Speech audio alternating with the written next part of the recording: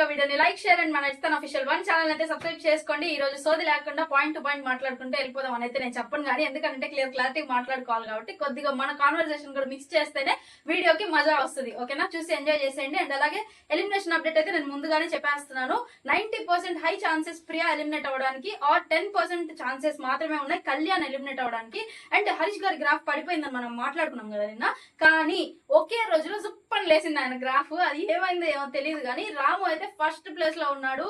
చూసేద్దాము ఇంకా ఏం జరుగుద్ది. రాము ఎంతకాలం మాస్క్ లోనే ఉంటాడు. ఏంటి ఇంత మాట అనేసి అని అంటున్నారా? ఎపిసోడ్ గా చూస్తూ ఉంటే మీకే అర్థమైపోద్ది రాము ఎందుకు అలా ఉన్నాడో.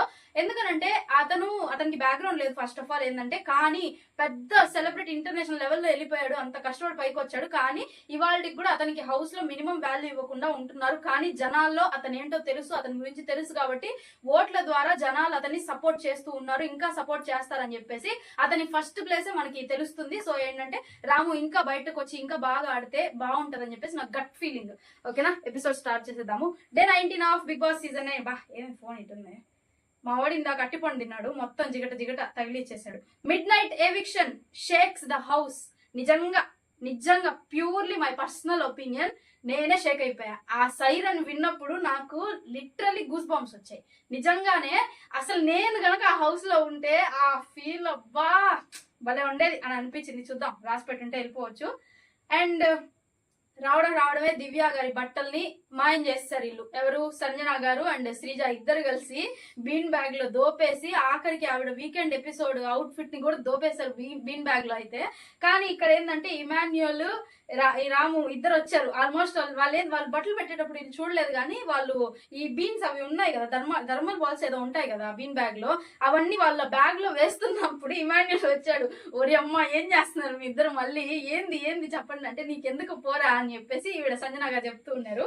ఆ తర్వాత వెనకాలే రాము వచ్చాడు. ఇదేంది ఇది నన్ను ఇరికిచ్చేసారు మీరంటే, మేమేం నిన్ను ఇరికిలేదు, నువ్వే వచ్చి ఇరుక్కోపోయావు అని చెప్పి సంజన గారు చెప్పారు. ఇక్కడ నాకేం గుర్తొచ్చిందంటే వీళ్ళిద్దరు ఎరక్కపోయి వచ్చి ఇరుక్కుపోయారు అనిపించింది నాకు. కానీ ఎండ్ ఆఫ్ ద డే వీళ్ళిద్దరికే పడుతుంది పిడి మాక్సిమం. మీకు తెలిసి కూడా నాకు చెప్పలేదని చెప్పేసి దివ్య వీళ్ళ మీద వేసుకోవచ్చు కూడా, చూద్దాం ఇంకా. అండ్ తల్లి కొడుకుల ఫన్ అయితే మామూలుగా లేదు ఈ రోజు. ఫుల్ రఫ్ ఆడిచ్చారు ఎపిసోడ్ లో అయితే మాత్రం. కామెడీ వేరే లెవెల్ ఉంది. అండ్ దివ్యాని ర్యాంక్ చేయమని చెప్పేసి అడిగారు బిగ్ బాస్. అంటే 2 వీక్స్ గా మీరు చూసారు కదా గేమ్ బయట నుంచి. దాని ప్రకారం ఇక్కడున్న 13 మందికి మీరు ఎన్నో ర్యాంక్ ఇస్తారో వాళ్ళని ఆ నెంబర్స్ పెట్టారు. 1 2 3 4 ర్యాంక్స్ పెట్టారు. దాన్ని బట్టి మీరు నిలబెట్టండి అని చెప్పేసి ఆవిడ పర్స్పెక్టివ్ గా ఆవిడ ఓన్ ఒపీనియన్ చెప్పేసి నిలబెట్టమని చెప్తే ఇంకా ఆవిడ వరుసగా ర్యాంక్స్ ఇచ్చుకుంటూ వచ్చారు. చెప్తారండి, ఫస్ట్ ర్యాంక్ అయితే బర్నీ గారికి ఇచ్చారు.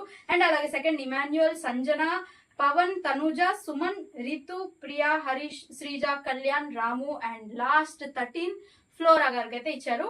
పాయింట్స్ అయితే బాగానే ఉన్నాయి. టోటల్ ఆ అమ్మాయి గేమ్ ఇంకా స్టార్ట్ చేసింది అని నాకు అనిపించింది. ఎందుకంటే ఆ మాటల్లోనే అర్థమైపోతుంది. కాకపోతే మనకి ఇక్కడ అనిపించవచ్చు కదా, నాకైతే ఇక్కడ ఇంకోటి కూడా అనిపించింది. ఎందుకంటే 2 వీక్స్ గా అమ్మాయి బాగా గేమ్ ని చూసి ఇప్పుడు టీవీలో ఆ మనుషుల్ని, ఆ క్యారెక్టర్స్ ని చూస్తున్న అమ్మాయి సడన్ గా వాళ్ళలోకి వెళ్ళేసరికి ఈ 2 వారాలుగా ఏదైతే మొత్తం లోపల పెట్టుకొని ఉందో కక్కేస్తుంది మొత్తం. మీరు ఇలా చేశారు, మీరు అలా చేశారు, నాకు ఇది నచ్చలేదు, మీకు అది నచ్చలేదు, మీకు నచ్చింది కానీ మీ పక్కన వాళ్ళకి నచ్చట్లేదు, మీరు అది గమనించట్లేదు అని చెప్పేసి ప్రతి ఒక్కరికి ఒక్కొక్క పాయింట్ ఎలా మాట్లాడిందంటే అమ్మాయి ఫుల్ వ్యాలిడ్ పాయింట్స్. మెయిన్ గా వాళ్ళు డిఫెండ్ చేసుకోలేని విధంగా పాయింట్స్ మాట్లాడి నోర్లు మూయించి నిలబెట్టేసింది ఆ పోడియంస్ దగ్గర అయితే. నాకు వేరే లెవెల్ అనిపించింది.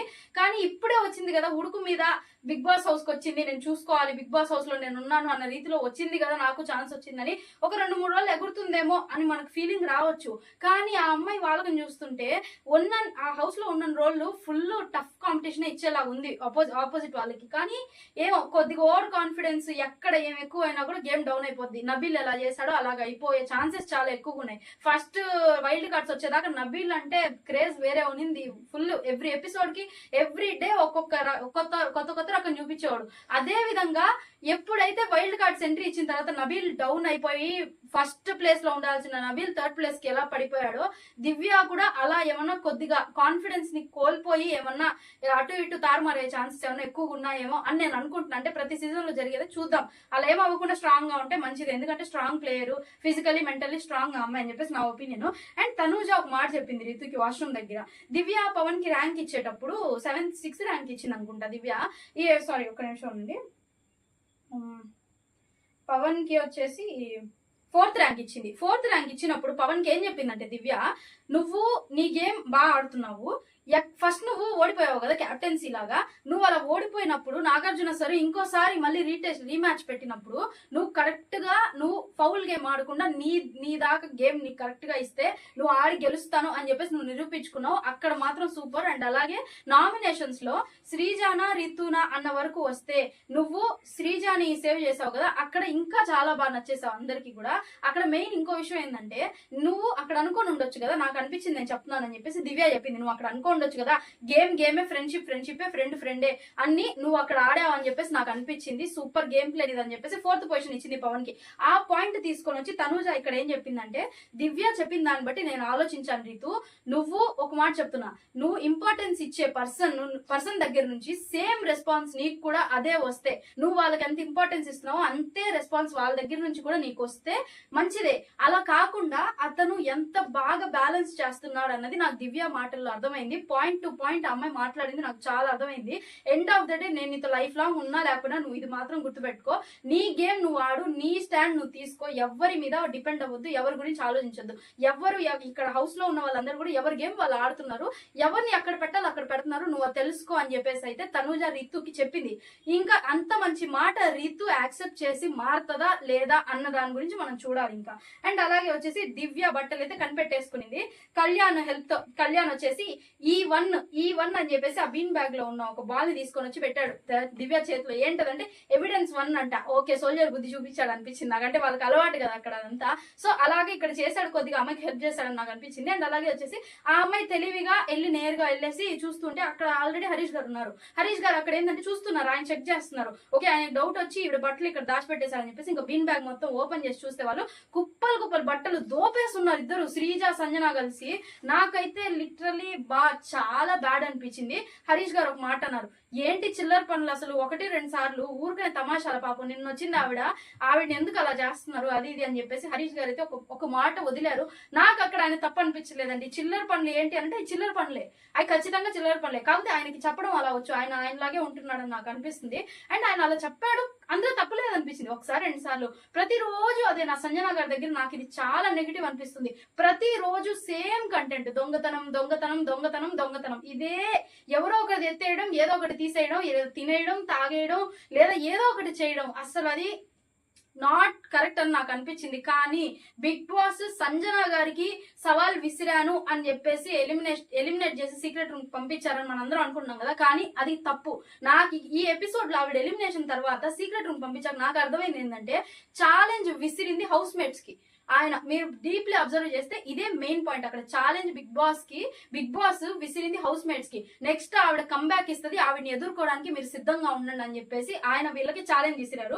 అండ్ అలాగే వచ్చేసి క్యాప్టెన్సీ టాస్క్ పెట్టారు. సీజన్ 7 లో పెట్టిన టాస్క్, ఆ బాల్స్ ని కొట్టి వాళ్ళు ఎవరికి బాల్స్ తక్కువగా పడతాయో వాళ్ళు చూసుకోవాలని చెప్పేసి పెడితే, ఇంకా ఆ టాస్క్ లో అయితే ఫుల్ఫిల్ గా 100% ఇస్తూ మన క్యాప్టెన్ ఇమాన్యుయల్ అయిపోయాడు. అండ్ 3rd వీక్ క్యాప్టెన్ అయితే Emmanuel season 9 of Bigg Boss కి.